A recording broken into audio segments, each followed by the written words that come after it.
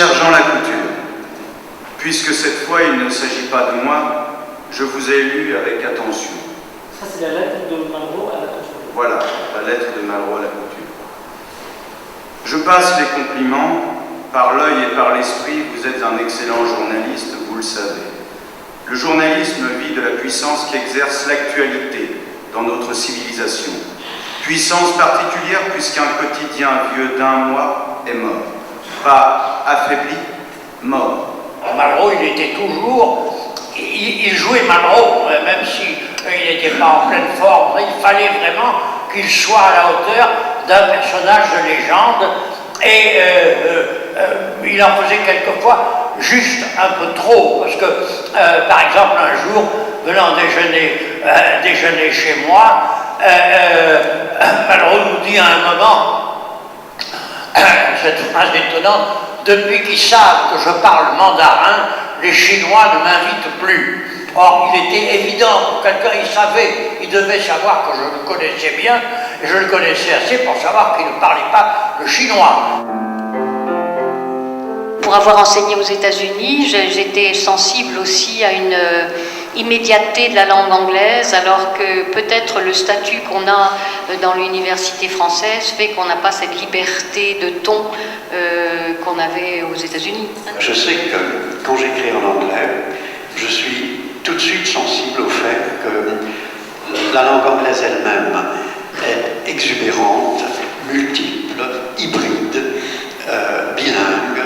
Les Anglais parlent déjà une langue qui est un mélange de germanique et de franco-latin. Et cette exubérance langagière nous incite à écrire une poésie en quelque sorte exubérante. Moi j'ai fait plutôt un essai, puis un récit de voyage sur les traces de Conrad, parce que j'ai lu Conrad très jeune, et j'étais aussi à l'orphelinat un petit moment de ma vie, et ça m'a beaucoup aidé en fait que de lire Conrad, et puis d'autres auteurs aussi, mais j'étais très sensible à comment il s'est accaparé, comment il a adopté cette langue, et comment il a pu y mettre des tourments également, des tourments d'orphelins, des tourments d'exilés, de double exilés, etc. En me levant et en m'habillant, je repensais à ce qui s'était produit, et je me demandais si c'était un rêve.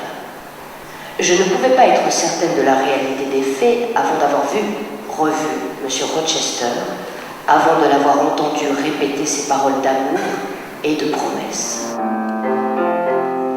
L'Europe des romantiques, de quoi s'agit-il?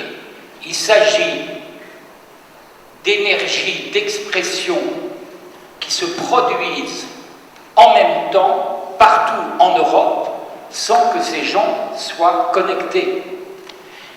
Victor Hugo en France, Manzoni en Italie, Beethoven en Hongrie, Walter Scott en Écosse, Byron en Angleterre, tous disent la même chose en même temps. On trouve déjà chez Rousseau les prémices de ce grand mouvement. D'ailleurs, je crois que c'est le premier en français qui utilise le mot romantique. L'homme classique, c'est une statue, c'est un monument, c'est ciselé, c'est définitif, c'est une vision universelle de l'homme pour décrire la jalousie en grand phèdre, on va chez les Grecs ou on va dans la Bible. Et le romantique, il sort l'homme de la statue et il montre que l'homme, l'être humain, je veux dire, évolue.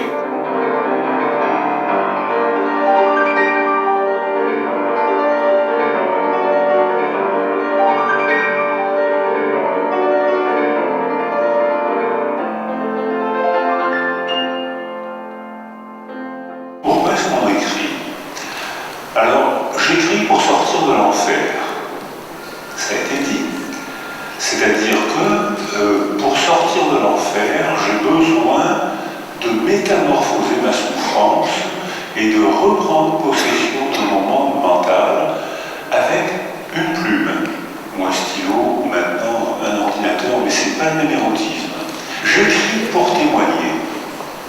Alors cette phrase, bien sûr, vous avez reconnu Primo Levi. J'écris pour supporter le réel.